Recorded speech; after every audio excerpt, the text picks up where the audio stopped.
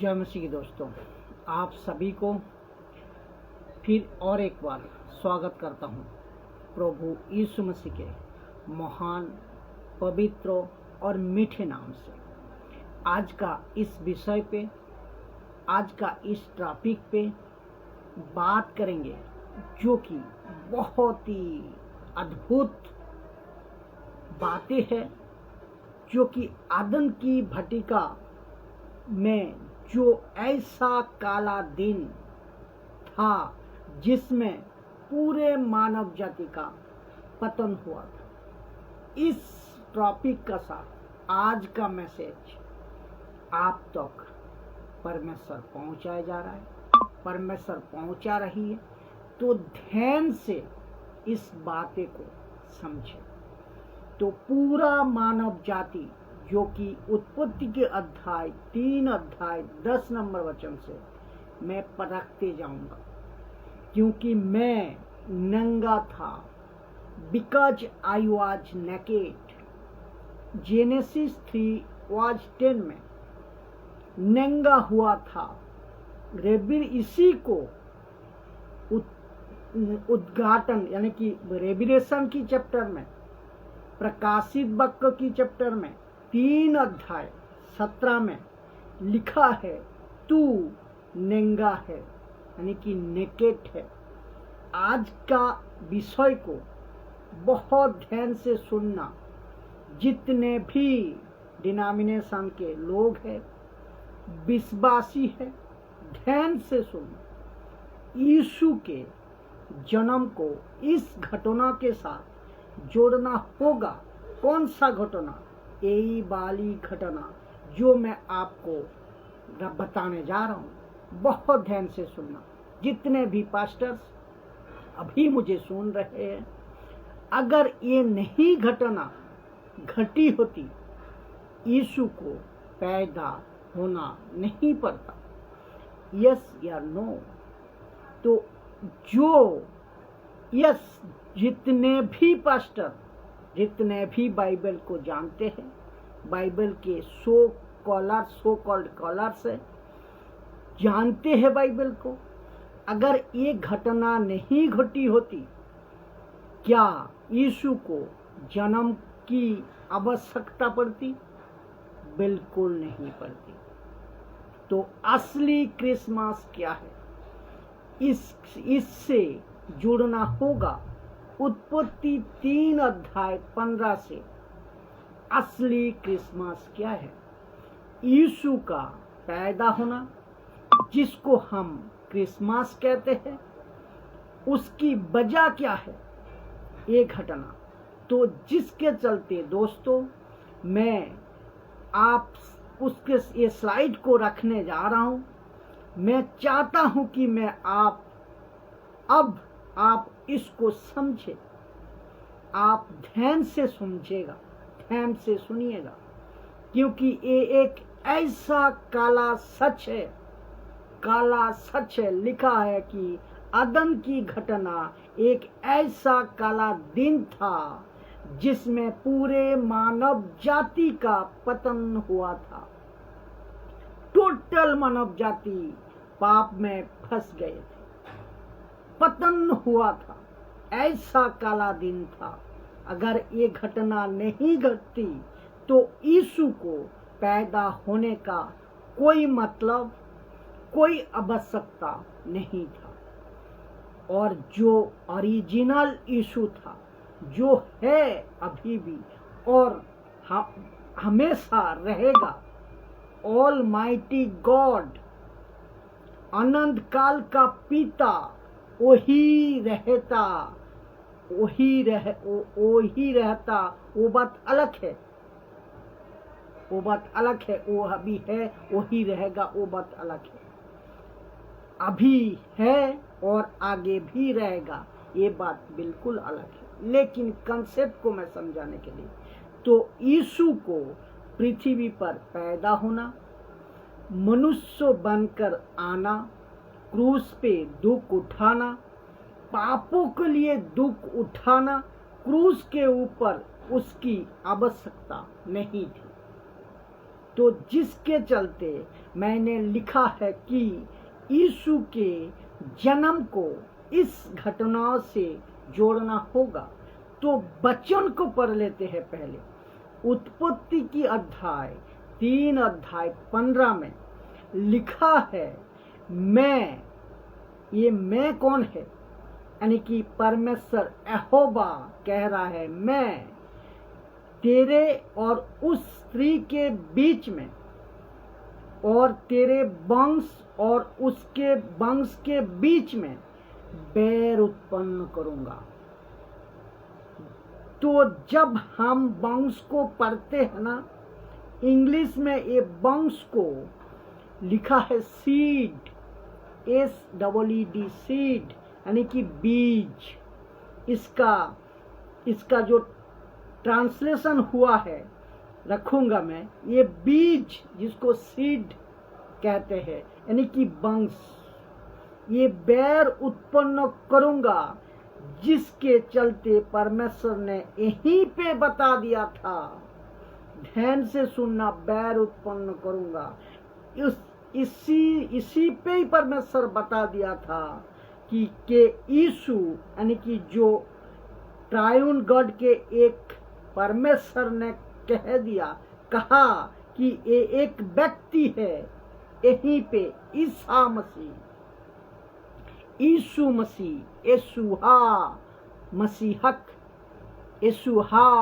मसीहक, इसको मानव बनना पड़ेगा। यहीं पे बता दिया था उत्पत्ति 3:10 में, ठीक है ना? क्योंकि इन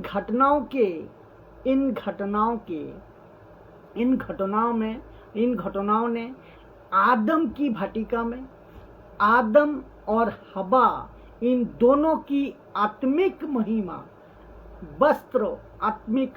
की वस्त्र उतार दिया था।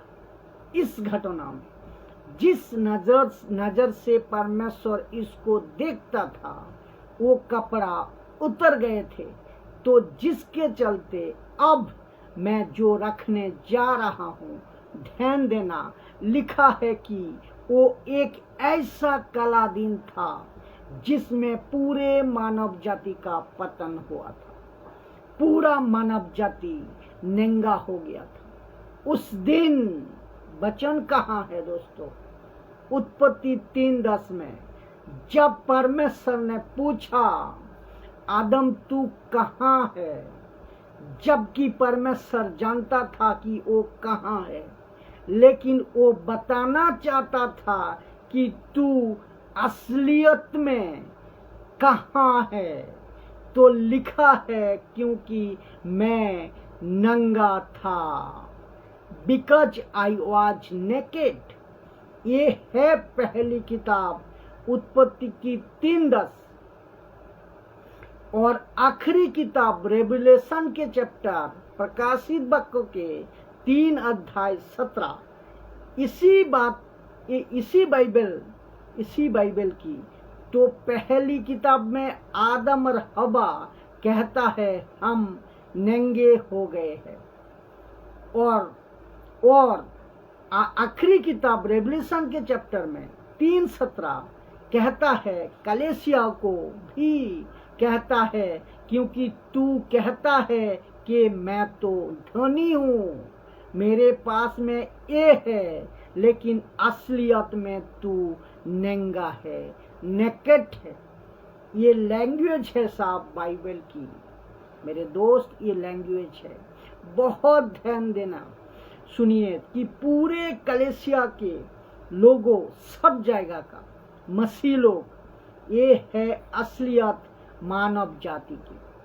अगर यीशु उस दिन नहीं आते, ये वचन परमेश्वर नहीं बोलता, अगर मानव जाति के लिए कभी उद्धार का रास्ता नहीं खोलती, यीशु अगर नहीं आता, परमेश्वर ने ये वचन अगर नहीं बताता, मानव जाति के लिए कभी उद्धार का रास्ता नहीं खोलती।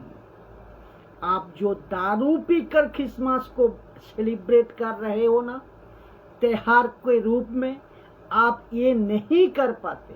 बल्कि वो करना गलत है, लेकिन ये नहीं कर पाते। इसको पहले समझो, इस तरीके से इसको समझो कि वचन क्या कह रहा है, इसको पहले समझो। जो परमेश्वर है, जो अनंत काल का पिता, उसने मकसद क्या बनाया था क्रिसमस का।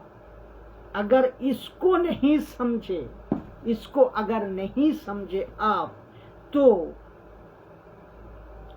आप मसीह बनकर, मसीहत में आकर, मसीह की काम करके कोई फायदा नहीं। तो दोस्तों, जब आप इन बातें को समझ रहे हैं, तो मैं चाहता हूं कि इसको भी समझिए, जो मैं अभी रखने जा रहा हूं कि परमेश्वर ने आदम और हवा के लिए एक एक्चुअली क्या योजना बनाई, क्या योजनाएं बनाई थी, ताकि वापस यीशु पृथ्वी पर आकर, पैदा होकर, मानव रूप में, मनुष्य रूप में क्रूस पर मरे, मानव रूपे और जी उठे। परमेश्वर वापस असलियत में, और इन सभी को करने के लिए आपको ये समझना जरूरी है, ये समझना जरूरी कि जब परमेश्वर ने आदम को बनाया था ना, और जब उनकी रचना की थी ना, बाइबल के हिसाब में, वो मैं रखने जा रहा हूं। उत्पत्ति 1:26 से 1:26 लिखा है कि परमेश्वर ने कहा, मनुष्य को अपने स्वरूप के अनुसार अपनी समानता में बनाए, और वे समुद्र की मछलियां और आकाश के पक्षियों और घरेलू पशुओं और सारी पृथ्वी पर, याद रखो सारी पृथ्वी पर, सारी केवल इस्राएल में नहीं, केवल यहूदी नहीं, सारी पृथ्वी पर। क्योंकि परमेश्वर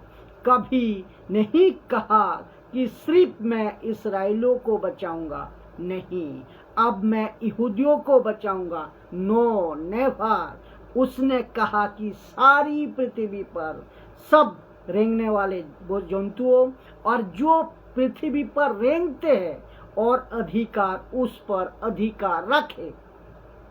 ये था इनका मकसद, पहला मकसद। अभी दूसरा मकसद भी बताओ आदम को बनाने का, दूसरा मकसद भी बताओ। वचन उत्पत्ति का 1:28 में, और परमेश्वर ने उनको आशीष दी और उनसे कहा, फूलो फलो, फूलो फलो, पृथ्वी पे भर जाओ और उसको अपने बस में कर लो। ये रहा दूसरा। तीसरा, फिर कहता है, समुद्र की मछलियों तथा आकाश की पक्षियों और पृथ्वी पर रेंगने वाले सब जंतुओं पर अधिकार रखो।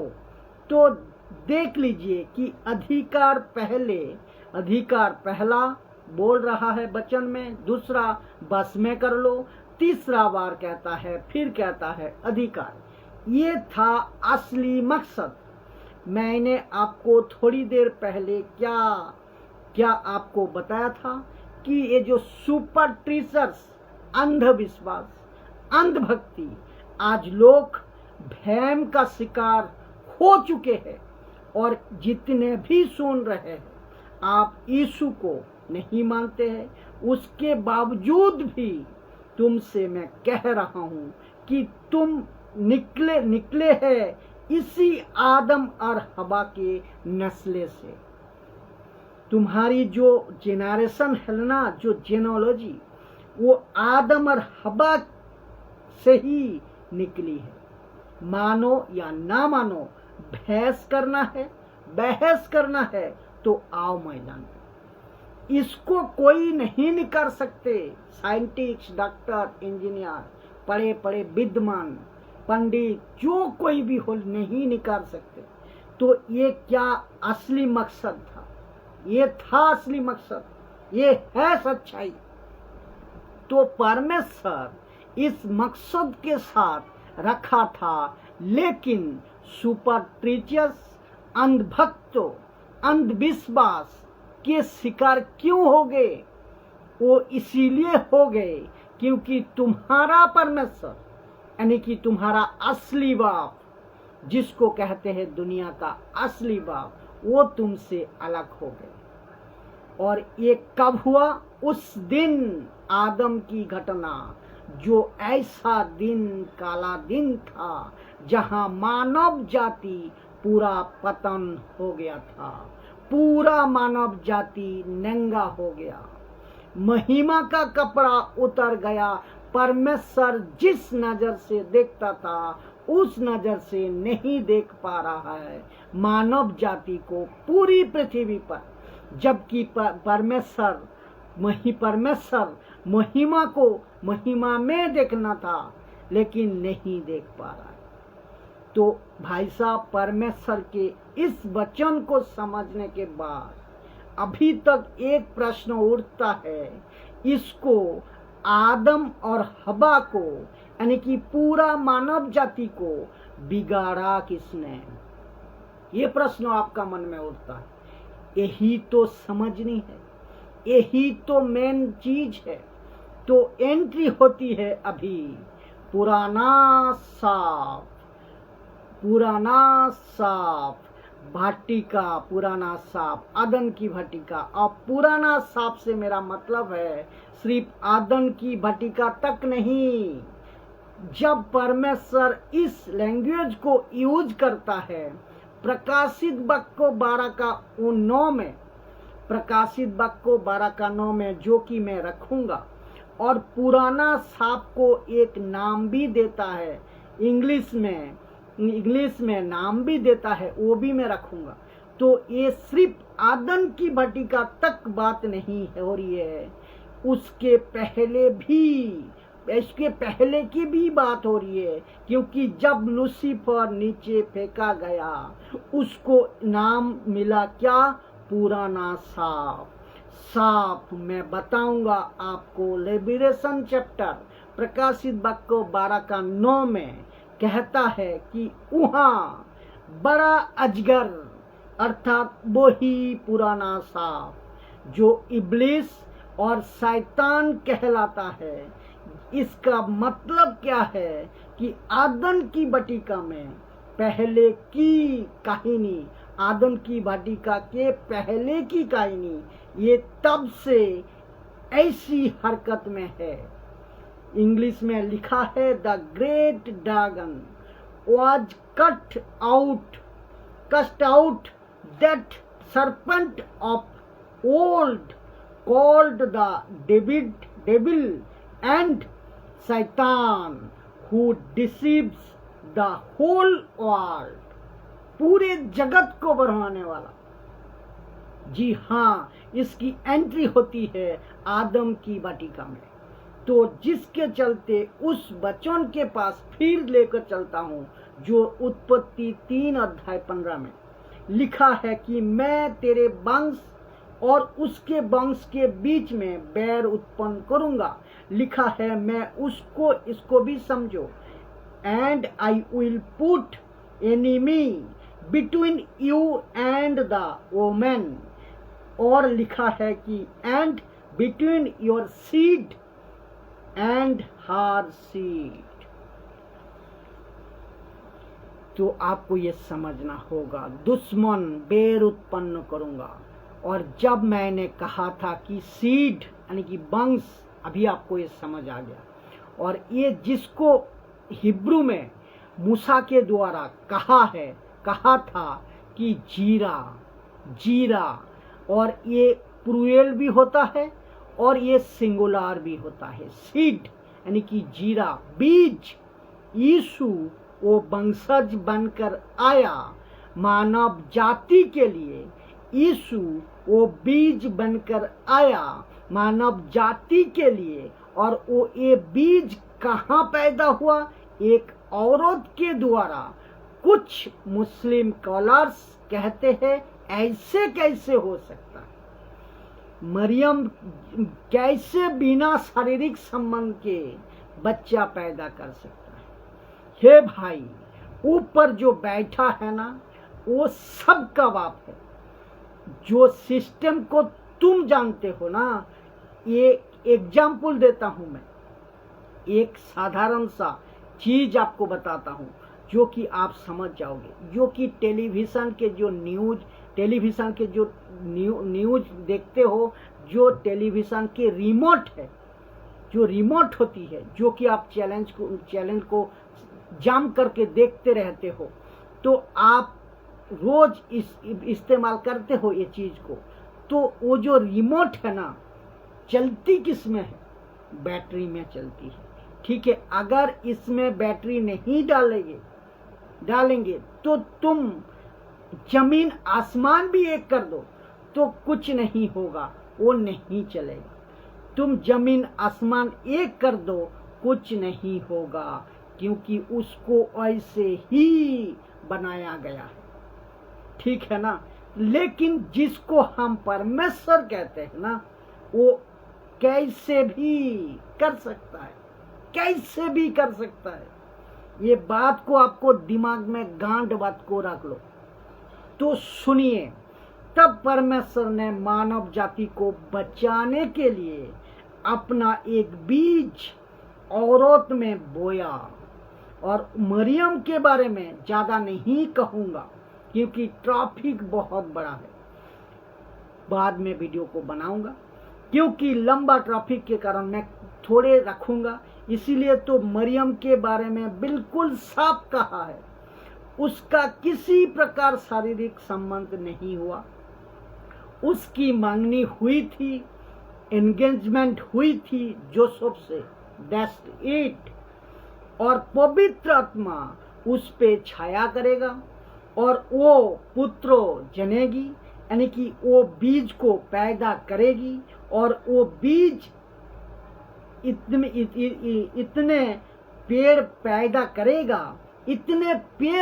करेगा, इतने लोगों को पैदा करेगा, सोच नहीं सकते।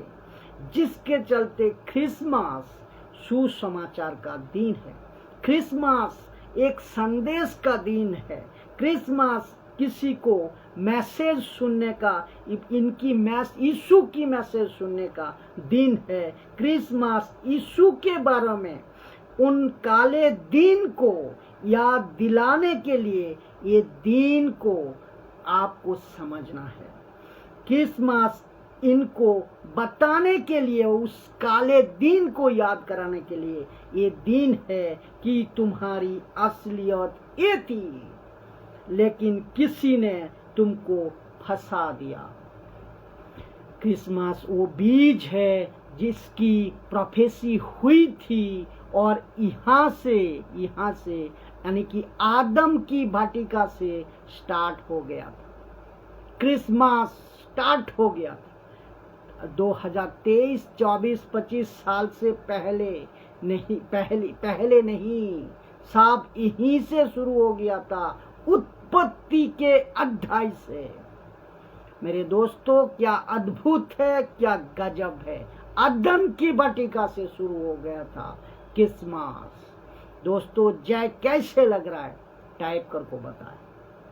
तो जिसके चलते परमेश्वर ने एक औरत को अपने नजर में रखा और वो औरत का नाम था मरियम।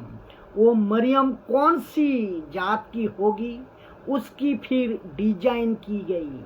बहुत ध्यान से सुनना, इस्राएलियों और यहूदियों, इस औरत को पूरा डिजाइन किया गया है। ध्यान से सुनना इस्राएलियों यहूदियों, इस औरत को पूरा डिजाइन किया हुआ है, जिसको कहते हैं एक स्टोरी बनाई गई है, जिसको परमेश्वर बनाता है, जो कि परमेश्वर ने सब कुछ कर सकता है। परमेश्वर ने कहा कि मैं मानव जाति में से अपने लिए अलग से एक ऐसी जाति तैयार करूंगा जिसको मैं नाम दूंगा इस्राएल। अब्राहम से शुरू किया, याकूब से लेकर गया, इसहाक के पास पहुंचा, यूसुफ के पास पहुंचा, मोसेस तक पहुंचा, फिर जोशुआ तक पहुंचा और ऐसे करते करते यीशु तक पहुंचा। और यीशु के पहले इस औरत को, जिसका नाम मरियम है, उनके जो वंशज है, जेनोलॉजी जिसको कहते हैं वंशज, वो पीछे से अब्राहम से कनेक्ट होते हैं, नूह के हिसाब से आदम तक कनेक्ट करती है।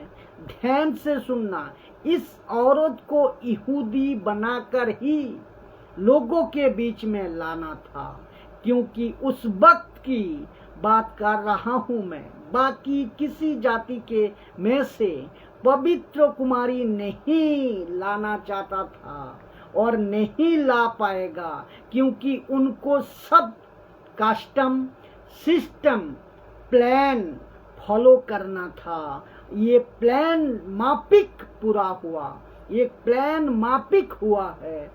तुम मूर्ति पूजक नहीं हो सकते हो, परमेश्वर कहता है। कौन? मरियम। बाकी तरीके से, बाकी किसी भी तरीके से तुम नहीं हो सकते हो।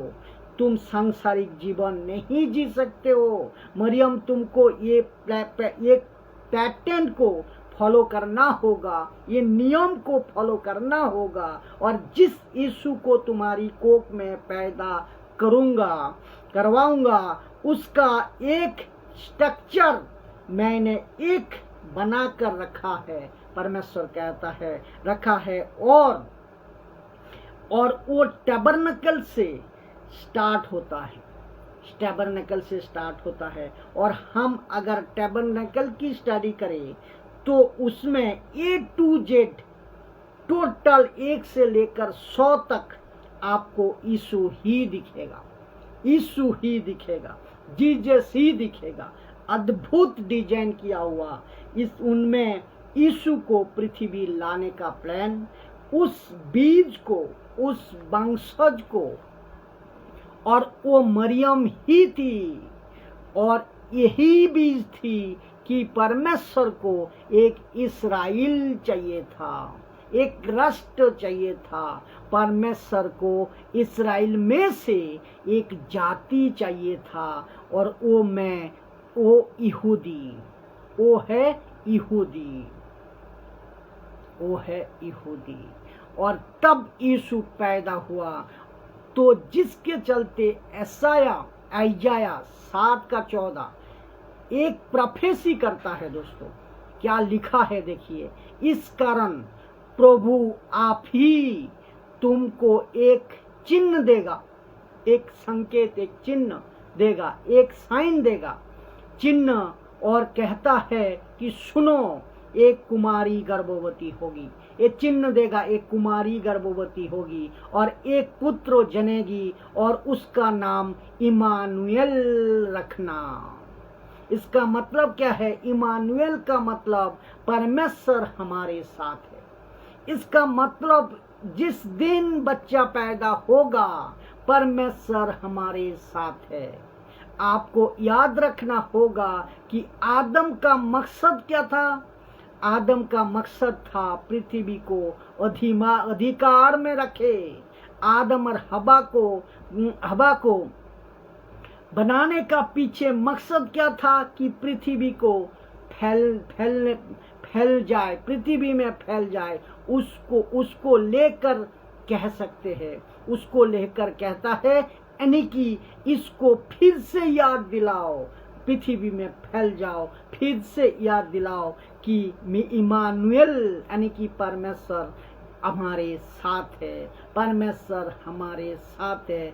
इसको याद दिलाओ, इसको याद दिलाता है। कहता है एक निशानी दूंगा, और वो निशानी ये होगी कि एक यहूदी औरत गर्भवती होगी और एक इस्राएली औरत गर्भवती होगी। उसका नाम मरियम होगा, उसकी मांगनी हुई होगी जोसेफ से, और उसके बाद एक बच्चा पैदा करेगी।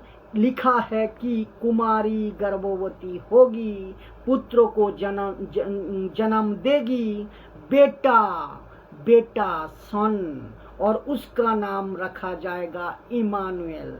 इमानुएल का अर्थ है कि परमेश्वर फिर से हमारे साथ। फिर से मैं कनेक्ट करूंगा, लास्ट में करूंगा, क्योंकि आदम और हवा को बगीचा में से निकाल दिया गया था और उसी दिन से लेकर बच्चा पैदा होने तक परमेश्वर वैसे साथ में नहीं रह पाया मानव जाति के साथ, जैसा अदन की वाटिका में पाप करने से पहले रहता था। क्या गजब की बात है दोस्तों, क्या अद्भुत है दोस्तों। तो दोस्तों कैसे लग रहा है, जरा सोचिए। सही टीचिंग, सही शिक्षा जो कि पवित्र आत्मा देता है। तो इस घटनाओं को जो अभी आपको मैं पढ़वाया, और जब पीछे कहा था कि मैं तेरे और उस औरत के बीच में बैर उत्पन्न करूंगा, और प्रकाशित वाक्य में 13 अध्याय 8 में यूहन्ना को ये प्रकाशन मिला था। क्या मिलता है सुनिए। जो जगत की उत्पत्ति के समय से घात हुआ है, जिसका नाम था यीशु मसीह, जो जगत की उत्पत्ति के समय से घात हुआ था, जिसका तुम आज सेलिब्रेट कर रहे हो।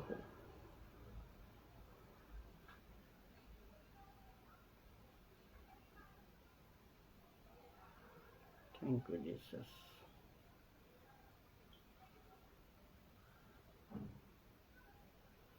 Thank you Jesus, Lord father, Lord father. ये वीडियो मैं इस वक्त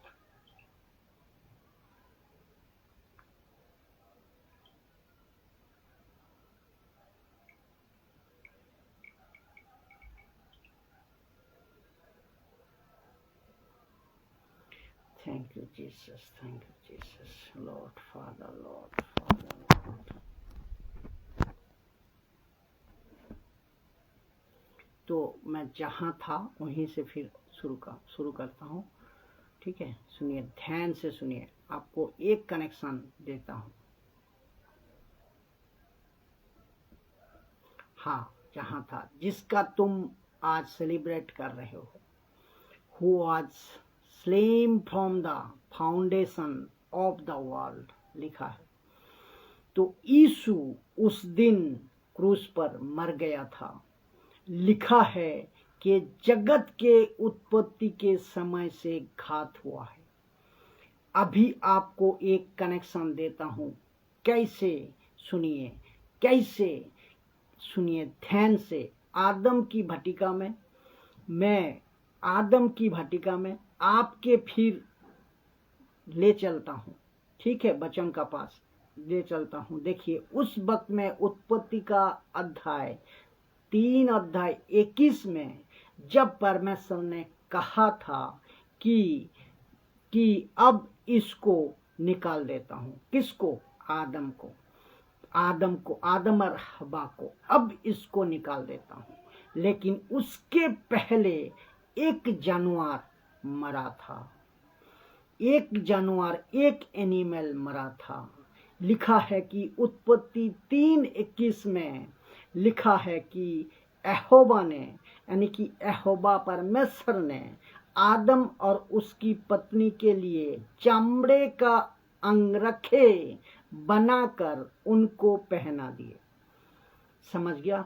और आपको पता है, जब एक पशु को, और ये पशु कौन है मैं आगे कनेक्ट करूंगा, इसको यूहन्ना क्या नाम देता है ये भी बताऊंगा। उस पशु की चमड़े में गीला लहू था। क्या था? गीला लहू था, क्योंकि पापों की क्षमा परमेश्वर ने नियुक्त कर दिया था कि पापों की क्षमा अगर मिलेगी लहू बहने से, तो इस चमड़े के कपड़े में गीली लहू था, और वो भी गीला था, जो कि आदम और हवा को बदन में डाला था। उसको कहते हैं टेम्पोररी ब्लड। इसको कहते हैं टेम्पोररी सल्वेशन। इसका मतलब मैं जब तक परफेक्ट लहू ना मिल जाए तब तक परमेश्वर ने मिल जाए तब तक परमेश्वर ने इसके बदन में, यानी कि जब तक परफेक्ट ब्लॉग तुम्हारे बदन में नहीं आ जाए, नहीं लग जाए, तो उस आत्मिक कपड़े के साथ तब तक तुम ये कपड़ा पहनो, क्योंकि तुम मेरी नजर में अंजीर की जो कपड़ा पहन लिया, अंजीर की पत्ते का जो कपड़ा आपने पहन लिया, लेकिन उसके बावजूद भी तुम मुझे नंगा दिख रहे हो, नेकेड दिख रहे हो, लेकिन मैं टेम्पोररी कपड़ा दे रहा हूं, क्योंकि एक दिन परमानेंट कपड़ा मिलेगा। तो जिसके चलते एक प्रॉफिट जिसका नाम है आइजाया, यीशु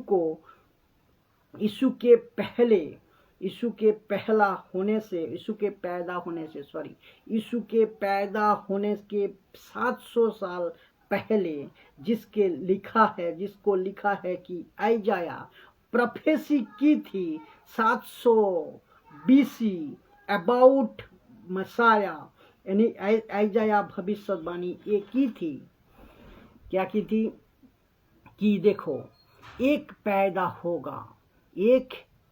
होगा तो मेरा ये संदेश, मैसेज, मेरी वीडियो ये आप लोग जहाँ कहीं तक पहुँच सकते हैं जरूर शेयर करिए, ताकि सत्य को लोग जाने।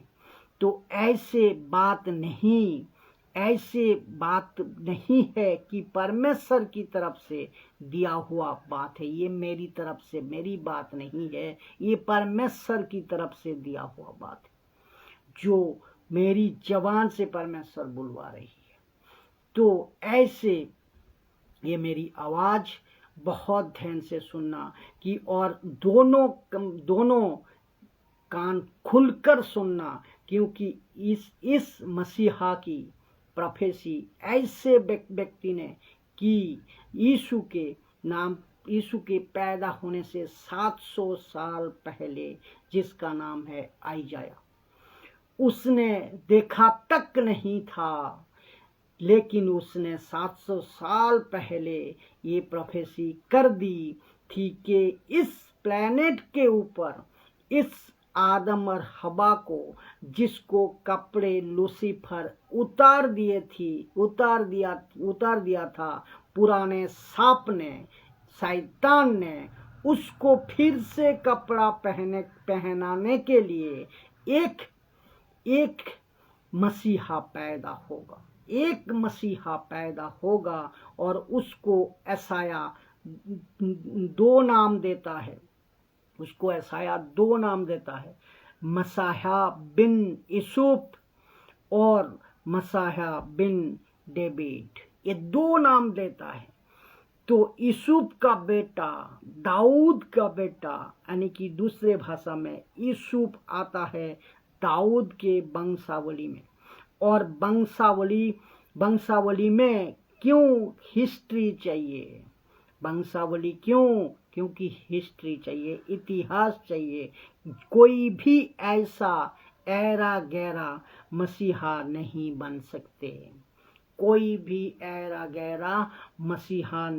बन सकते, तो इसीलिए एक वंशज चाहिए था, ये आपको समझना होगा।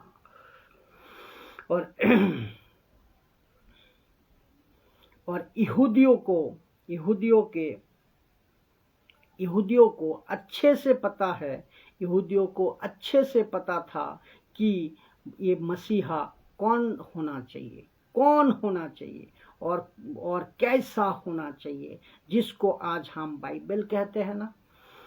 बहुत ध्यान से सुनना, ये बाइबल ऐसी किताब है जिसको बारीकी से अध्ययन कर स्टडी कर एक एक बातों को परख कर जांच कर तब जाकर ये बाइबल बनी है। जी हाँ, आज मेरे पास में ये कॉपीज है, ये बात सही है, कॉपीज है, कॉपीज टू कॉपीज, ओरिजिनल नहीं है, ओरिजिनल नहीं है। तो हाँ मानता हूँ, क्योंकि ये ट्रांसलेशन है। जब ओरिजिनल मैन्युस्क्रिप्ट को लिखा गया था ना, मैं उसकी बात कर रहा हूँ। फिर उसके बाद में कॉपीज आती है, कॉपीज ऑफ कॉपीज और आती है। मुझे उससे कोई दिक्कत नहीं है, कोई दिक्कत नहीं है। वो चाहे हिंदी हो, वो चाहे इंग्लिश हो, वो चाहे मराठी हो, वो चाहे उर्दू हो, वो चाहे तमिल हो, जो कोई भी भाषा में हो, कोई उससे फर्क नहीं पड़ता। लेकिन बड़ी बारीकी से जांच कर ये बात आज आप और हम तक पहुंचाई जा रही है, दुनिया के लोगों तक पहुंचाई जा रही है। ये मसीहा, एक मसीहा पैदा होगा। किसने प्रोफेसी करी थी? यशायाह ने, आइजाया ने प्रोफेसी करी थी। इसको लिखा किसने? इसको लिखा है, प्रोफेसी करी थी आइजाया ने। इसको लिखा है 700 साल के बाद पतरस ने। किसने? पतरस ने लिखा है। क्या कहते हैं देखिए, क्या कहते हैं देखिए। तो पहला पतरस 1:10 कहता है कि इसी उद्धार के विषय में, कि इसी उद्धार के विषय में उन भविष्यवक्ताओं ने बहुत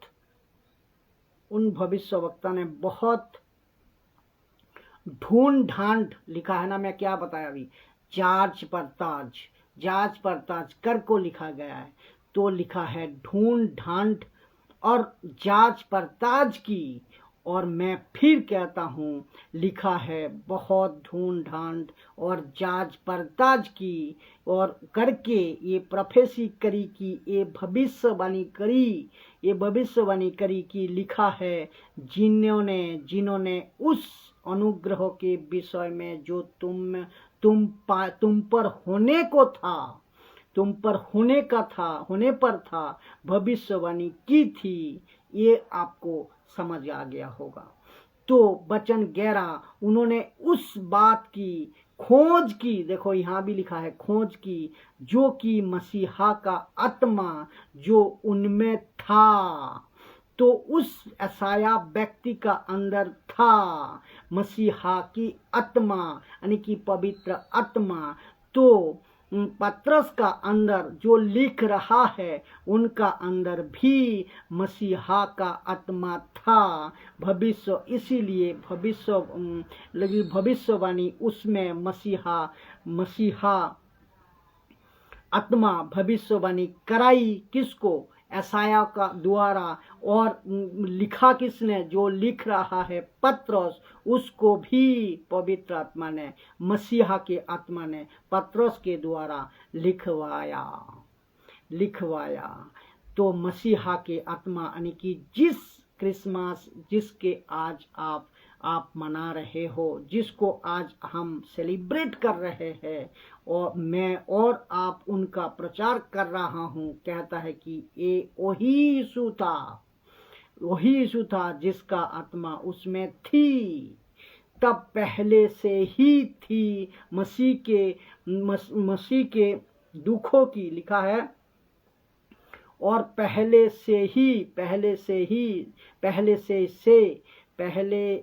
पहले ही से मसीह के दुखों की और उनके बाद होने वाली महिमा की गवाही देता है। ये पतरस कह रहा है कि यशायाह के बारे में, ये पतरस कह रहा है, यशायाह के बारे में पतरस ये बातें को कह रहा है। दोस्तों, कैसे लग रहा है? तो डेनियल क्या कहा था, इसको भी सुनिए। डेनियल क्या कहा यशायाह के बारे में, सुनते हैं। तो लिखा है डेनियल 7:13 में लिखा है कि मैंने सपने में देखा मनुष्य के संतान का सा कोई आकाश में बादलों समेत आ रहा था और वहां उस अति प्राचीन के पास पहुंच गया और उसके समीपे उसके समीपे लाए अति प्राचीन के पास पहुंचा और उसके समीपे लाए। यानी कि डैनियल ने यीशु को देखा कि ये अति प्राचीन के समान था। फिर देखिए जकरिया द प्रोफेसी, वो भी एक प्रॉफिट कहते हैं, वो भी एक प्रोफेसी हुई थी। उन्होंने क्या कहा सुनिए। देखिए जकरिया 9:9 में, हे सियोन बहुत ही मगन हो, हे यरूशलेम जय जयकार कर, क्योंकि तेरा राजा तेरे पास आएगा, जो धर्म और उद्धार पाया हुआ है और वो दीन है और सदैव पर और गधे पर वरन गधे के बच्चे पर चढ़ा हुआ आएगा। इन सब ने प्रोफेसी करी थी सब ने प्रोफेसी करी थी। और इसको सुनिए, आइजाया 9:6 लिखा है, ऐसा क्या कहता है आइजाया, क्योंकि हमारे लिए एक बालक उत्पन्न हुआ, हमें एक पुत्र दिया गया है और प्रभुता उसके कंधे पर होगी और उसका नाम अद्भुत युक्ति करने वाला, पराक्रमी परमेश्वर, अनंत काल का पिता और शांति का राजकुमार रखा जाएगा।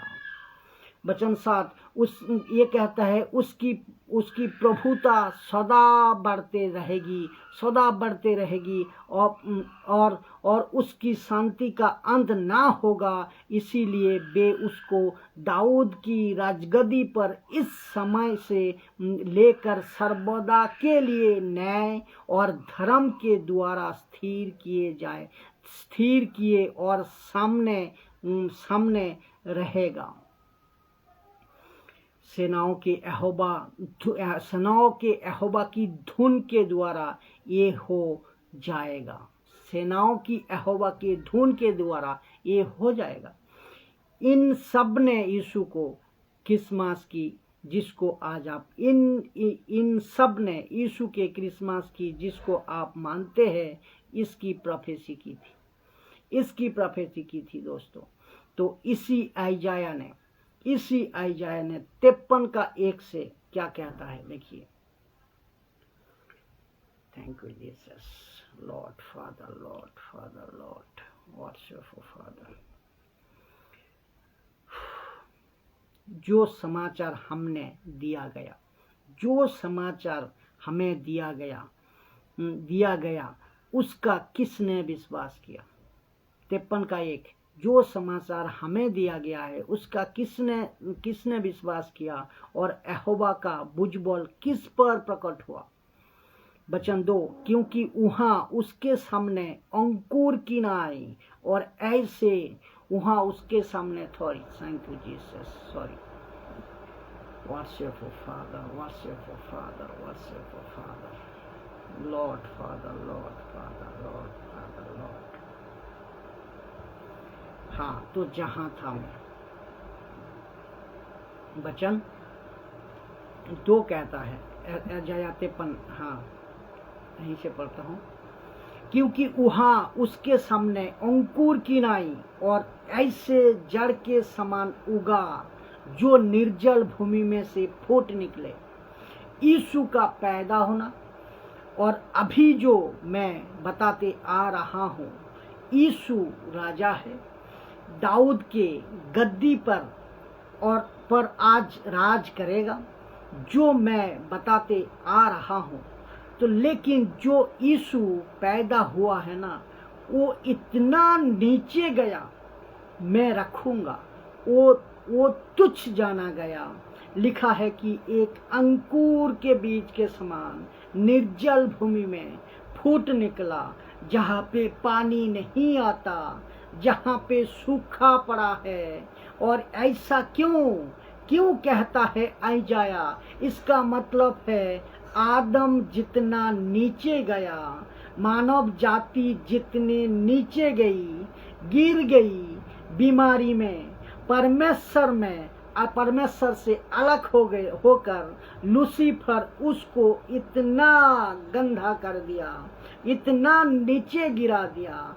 लिखा है कि उसकी ना तो कोई सुंदरता थी कि हम उसको देखते, ना उसकी रूप हमें दिखाई पड़ा कि हम उसको चाहते, लेकिन वो तुच्छ जाना जाता और मनुष्यों के त्यागा हुआ था और वो दुखी पुरुष था। लिखा है रोग से उसकी जान पहचान थी और लोग उसे मुंह फेर लेते थे और वो तुच्छ जाना गया और हमने उसका मूल्य ना जाना। दोस्तों, हमने उसका मूल्य ना जाना। ये सब यीशु के साथ इसीलिए हुआ क्योंकि ये सब आपके साथ हुआ, ये सब आपके साथ हुआ। तो यीशु कहता है जो जो तुम्हारे साथ हुआ मैं उसको अपने ऊपर ले लेता हूँ ताकि मैं तुमको वहां से निकाल सकूं। इसीलिए तो पौलुस कहता है वो धनी थी लेकिन तुम्हारे लिए कंगाल बना। क्यों? ताकि तुम धनी बन जाओ। किस क्षेत्र में? पैसा के क्षेत्र में नहीं, तुम इन सभी क्षेत्रों में धनी बन जाओ, पैसा के क्षेत्र में नहीं। वचन 4, निश्चय उन्होंने हमारे रोग को सह लिया और हमारे ही दुखों को उठा लिया, तो भी हमने उसे परमेश्वर का मरा कुटा और दुर्दशा में पड़ा हुआ समझता। परमेश्वर उसको मारा कूटा। वचन 5, परंतु वो हमारी ही अपराधों के कारण घायल किया गया, वो हमारी अधर्म के कामों के हेतु कुचला गया, हमारी ही शांति के लिए उस पर ताड़ना पड़ी, उसके कोड़े खाने पर हम चंगे हो गए। वचन 6, हम तो सबके सब भेड़ों के नाई भटक गए थे, तो किसके नाई? भेड़ों के नाई। ये भेड़ों का शब्द आप याद रखना, मैं लास्ट में कनेक्ट करूंगा। हम में से हर एक ने अपना अपना मार्ग ले लिया और यहोवा ने हम सभी का अधर्म का बोझ उसी पर लाद दिया। सब भटक गए थे, तो लिखा है उसी पर पूरा का पूरा बोझ लाद दिए थे, तो सब भटक गए थे और यहोवा ने उसके ऊपर पूरा का पूरा सजा सुना दिया। वचन 7, वो सताया गया तो भी वो सहता रहा और वो अपना मुंह ना खोला। जिस प्रकार भेड़ बौद्ध होने के समय व भेड़ी उन कतरने के समय चुपचाप शांत रहती है, ऐसे यीशु चुपचाप था, ऐसे ही उन्होंने भी अपना मुंह ना खोला। पिलातुस कितना पूछते थे, मैं तुझे बचा सकता हूँ, यीशु मुंह खोल, नहीं खोला। मेरा यीशु चुप था वो। और ये बड़ा कनेक्शन है आपका। वचन 8, अत्याचार करके और दोष लगाकर वे उसे ले गया। उस समय के लोगों में से किसने इस पर ध्यान दिया? ना इस्राएलियों ने, ना यहूदियों ने, ना मारने वाले किसी ने ध्यान नहीं दिया। फिर लिखा है कि वो जीवितों के बीच में से उठा लिया गया। मेरे ही लोगों के अपराधों के कारण उस पर मार पड़ी। वचन 9 कहता है और उसकी कब्र की दुष्टों के संग ठहराई गई, यानी कि 2 डाकू के बीच में मारा गया। और मृत्यु के समय वो धनवान का संगी हुआ। यद्यपि उसने किसी प्रकार का उपद्रव ना किया और उसके मुंह से कभी छल की बातें ना निकली थी। वचन 10 कहता है, तो भी यहोवा को यही भाया कि उसे कुचले, उसी ने उसको रोगी कर दिया। तब तू कहता है, जब तू उसका प्राण दोष बलि करे, तब वो अपना वंश, यानी अभी वंश जो कहता ना सीड, वंश देखने को पाएगा। उसी में उसको रोगी कर दिया। जब तू उसका प्राण दोष बलि करे, तब वो अपना वंश सीड देखने पाएगा, तब वो अपना वंश सीड देखने पाएगा। और मैंने क्या कहा था, औरत के बीच में कौन सीड, बीज, और ये बीज था यीशु। वो अपने वंश, अपने लोगों को देखने पाएगा। और उनके वंश अगर आप हो, उनके वंश अगर आप हो, आप उसको देख पाओगे। यही तो लिखा है। वो बहुत दिन जीवित रहेगा, उसके हाथों से यहोवा की इच्छा पूरी हो जाएगी, क्योंकि आदम के हाथ से यहोवा की इच्छा पूरी नहीं हुई। वचन 11, वो अपने प्राणों का दुख उठाकर उसे देखेगा, यानी कि वो जी उठेगा और तृप्त होगा। लिखा है कि अपने ज्ञान के द्वारा मेरा धर्मी दास, यानी कि परमेश्वर का दास, यानी कि यीशु बहुतों को धर्मी ठहराएगा।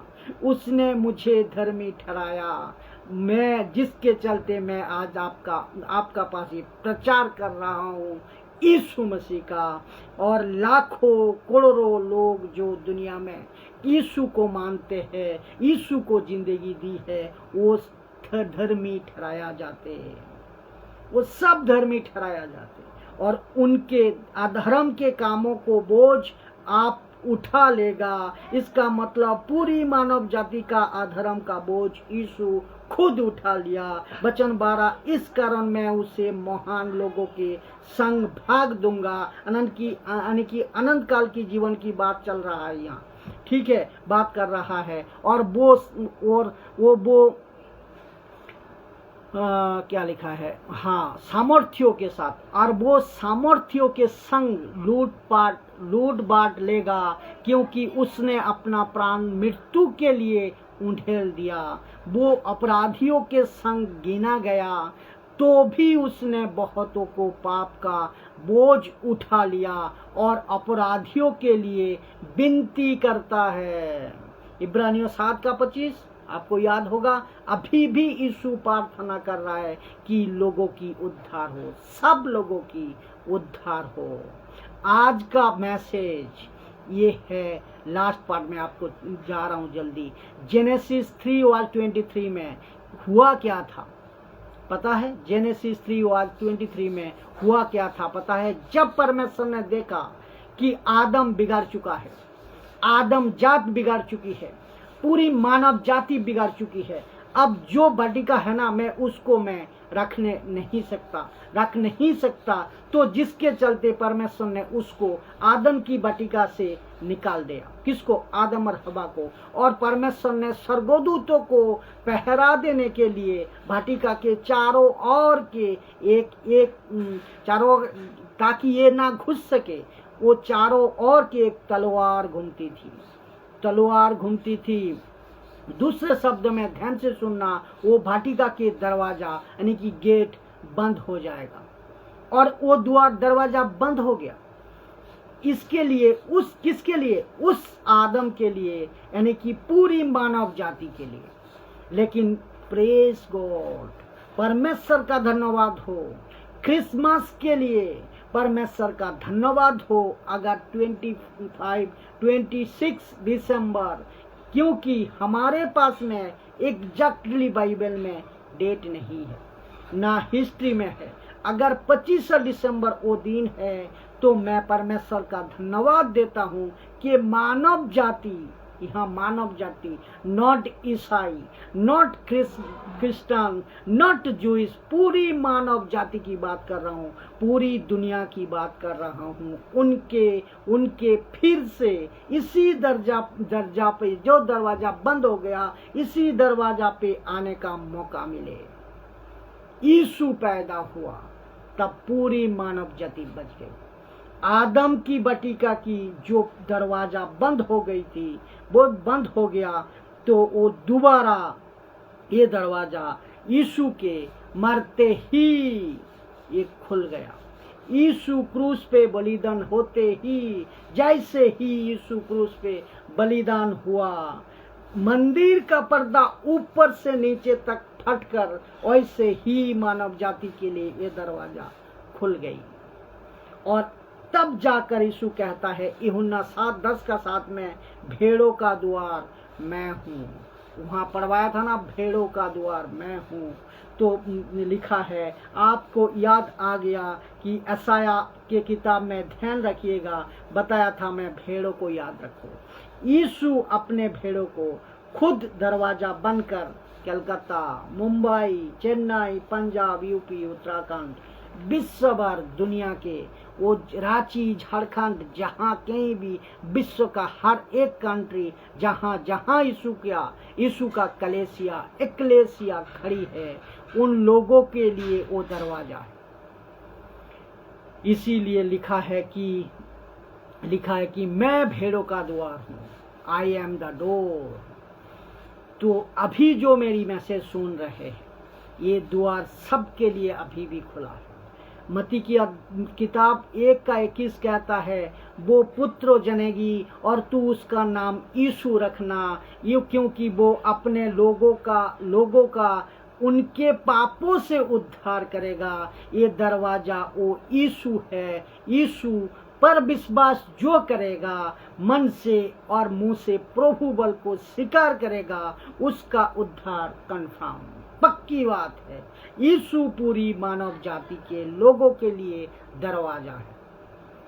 तो जितने भी देख रहे हैं, मेरा मैसेज अभी क्रिसमस के ऊपर आप लोगों के लिए ये है कि क्या इस दरवाजा से, जो मानव जाति के लिए दरवाजा बंद हो गया था आदम की भटिका में, आदम और हवा की पाप के वजह से, अगर आपको मेरी बात समझ आ रही है तो, और ये धर्म के चक्कर में मत पड़ना भैया कि हम तो हिंदू है, कि हम तो क्रिश्चियन है, ये हम तो मुस्लिम है, अलाना फलाना। इससे अगर बाहर निकलकर इस कॉन्सेप्ट को आप समझ पा रहे हैं, अपनी दिमाग में लगा पा रहा है, तो अगर आपको ये कॉन्सेप्ट समझ आ रही है तो थोड़ा सा दिमाग लगाओ। आदम को आदम की भटिका से निकाल दिया था, ये दूसरी आदम बनकर यीशु आया और वापस कहता है, मैं वो दरवाजा हूँ, ताकि मानव जाति फिर से अंदर परमेश्वर का साथ आ जाए, यानी कि यीशु के साथ मिल जाए। मुझ पर विश्वास कौन कर रहा है? यीशु कहता है, दोस्तों, जब ये हो रहा था ना, जब मरियम बच्चा पैदा कर चुकी है, उसी अगले सन कुछ मिनटों के बाद यहाँ पे, यानी कि कुछ गडेरिया जो वहाँ थे, लूका के 2:8 से 20 तक आप पढ़ लीजिएगा, उसमें मिल जाएगा, जो रात के वक्त में अपने भेड़ों बकरी को चरवा रहे थे, वो भेड़ बकरियों है, कहता है ये वो भेड़ बकरियां है जो सैक्रिफाइस के लिए दी जाती थी, उनके ये चरवा थी। और स्वर्गदूत आकर कहता है उन गडरियों को कि देखो, कुछ लोगों को, तुम लोगों के लिए अच्छा समाचार है, स्वर्गदूत, कि अब तुमको इन भेड़ों की, जिनकी तुम रखवाली कर रहे हो, इसकी जरूरत नहीं है, क्योंकि लिखा है, द परफेक्ट लहू, the perfect blood, the perfect मेमना मिल चुका है, पैदा पृथ्वी पे हो चुका है। अब किसी प्रकार के दूसरे जानवर की जरूरत नहीं है। यहाँ जबरदस्त ताली के साथ प्रभु की महिमा करते हैं।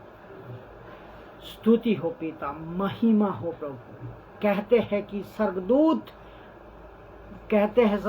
मत डरो, क्योंकि वचन लूका के 2:10 में कहता है, तब स्वर्गदूतों ने उनसे कहा मत डरो, क्योंकि देखो मैंने तुम्हें बड़े आनंद का सुसमाचार सुनाता हूँ जो सब लोगों के लिए होगा। यहाँ भी लिखा है सब लोग, यहाँ भी लिखा है सब लोगों के लिए। It is not Israel, not for Israel, शुद्ध मात्र इसराइल के लिए नहीं है, ये सब के लिए है, पूरे मानव जाति के लिए। वचन 11 सुसमाचार, आज दाऊद के नगर में तुम्हारे लिए एक उद्धारकर्ता जन्मा है, अब वही मसीह प्रभु है, अब वही मसीह प्रभु है। वचन 12, और उसका तुम्हारे लिए वो पता है कि तुम एक बालक को कपड़े में लिपटे हुए और चन्नी में पड़ा पाओगे। वचन 13, तब एकाएक उस स्वर्गदूत के साथ स्वर्गदूतों का दल परमेश्वर की स्तुति करते हुए ये कहते हुए दिखाई दिया, आकाश में पृथ्वी पे परमेश्वर की महिमा, और पृथ्वी पर नॉट इसराइल पर, नॉट यहूदी पर, बल्कि पृथ्वी पर मनुष्यों में पूरा का पूरा स्वर्ग नीचे आ गया, पूरा का पूरा स्वर्गदूत नीचे आ गया, परमेश्वर का एक दल नीचे आ गया। उन्होंने गीत गाए, उन्होंने गवाही दी, उन्होंने कहा कि अब किसी प्रकार जानवर की बलि की जरूरत नहीं है, क्योंकि मानव जाति को जो आदम की बटिका में से जो निकाल दिया गया था उनके लिए एक दरवाजा बनकर फिर वापस कोई आ गया, वो है ईसा मसीह। और जिसको यूहन्ना क्या कहता है, देखिए पता है, जॉन 1:29 में कहता है, दूसरे दिन उसने यीशु को अपनी ओर आते देखकर कहा, देखो ये परमेश्वर का मेमना है, देखो ये परमेश्वर का मेमना है जो जगत के पाप के लिए पाप उठा ले जाता है। ये परमेश्वर का मेमना है, ये वो मेमना है, एक मेमना ये वो मेमना है। ध्यान से सुनना, एक मेमना कटा था आदम की बटिका में, टेम्पोररी ब्लड। एक मेमना काटा है क्रूस के ऊपर परमानेंट ब्लड। वो मेमना कटा था आदम की बटिका में, उसका कपड़ा था टेम्पोररी, लेकिन जो कपड़ा यीशु देता है वो परमानेंटली। क्या अद्भुत है, क्या गजब की बातें आज परमेश्वर आप तक पहुंचा रहे हैं। धन्यवाद करते हैं प्रभु की, महिमा करते हैं प्रभु कि ऐसी बातें 21वीं सदी में पूरी जगत में 10% मसीहों के द्वारा फैला रहा है। तो लास्ट पॉइंट, अभी आप सब एक मन में कल्पना कर लीजिए कि पूरा के पूरा मानव जाति एक दिन मरकर स्वर्ग के दरवाजा के पास खड़ी है। कल्पना कर लीजिए, कल्पना कीजिए, वो हिंदू, वो मुस्लिम, वो बौद्धिस्ट, वो पारसी, वो यहूदी, वो ईसाई, सबके सब आज की तारीख में 800 करोड़ 8 बिलियन पीपल खड़ी है। आपको पता है, जब हम सब आपस में खड़े रहेंगे ना वहां, तो आसानी से पहचान लेंगे कि किसका उद्धार हुआ है और किसका नहीं, कौन मसीहा का है कौन नहीं। पता है क्यों? जब हम मरकर खड़े रहेंगे ना, हिम्मत है तो सुन लो, हिम्मत है तो सुन लो, कईयों के बदन में कपड़े नहीं होंगे, कईयों के बदन में कपड़े नहीं होंगे, इसका मतलब नंगे होंगे, और कपड़े उसके बदन में होंगे जिसका उद्धार हो चुका है, जिसने इस मेमने का मरकर उसका कपड़ा अपने बदन में ले लिया। पौलुस क्या कहता है पता है? 1 थिमोथियो 1:15 में, ये बात सच है और हर प्रकार उद्धार, ये बात सच है और हर प्रकार से मानने के योग्य है कि मसीह यीशु पापियों का उद्धार करने के लिए जगत में आया है।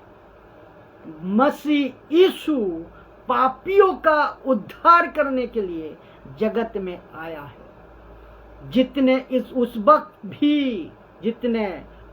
वक्त भी और मुझे सुन रहे हैं और आगे भी आप सुनोगे, यूट्यूब में अपलोड हो जाएगा वीडियो, दुनिया के जहां कहीं से भी आप देख रहे हैं, सुन रहे हैं, तो मेरा आज का मैसेज आप लोगों को सीधा एक सवाल है, क्या क्रिसमस का असली मकसद आप समझे? इस वीडियो को पूरे देखना। टोटल मैसेज में अगर आप समझ गए, टोटल मैसेज में आप अगर समझ गए ना, प्रेज गॉड, प्रेज गॉड। वो काला दिन था आदम और हवा के पाप के चलते परमेश्वर की नजर में नेकेड पाया गया, पूरे मानव जाति नंगा पाया गया। लेकिन इस मसीहा के पैदा होने से, इस ईसा मसीह के पैदा होने से वजह से, क्रिसमस के वजह से, वो कपड़ा, उस महिमा के कपड़ा को जो लूसीफर ने, शैतान, वही पुराना सांप जो छीन लिया था, उतार दिया था, वो कपड़ा फिर से आपके बदन में ला सकता है अगर आप यीशु मसीह को मन से विश्वास करें, मुंह से प्रभु बोल को स्वीकार करें। यही है क्रिसमस का असली मकसद। क्या ये वो कपड़ा आपको चाहिए? क्या जो सुन रहे हैं, क्या वो कपड़ा आपको चाहिए? या फिर आप अनंत काल के लिए नंगा दिखना चाहते हो? पूरी अनंत काल के लिए नंगा दिखना चाहते हो? Choice is your. चुनाव आपका है। सोच को देखिए। इस वीडियो को ज्यादा से ज्यादा शेयर करें ताकि लोग सत्य को जाने और भटकने से बचे। अंधविश्वास, अंधभक्ति, सुपर टीचर्स, इन सभी से बाहर निकालकर वो सच्चा को जानने पाए, वो सत्य परमेश्वर को जानने पाए, यीशु के द्वारा उद्धार पाए। जय मसीह की दोस्तों।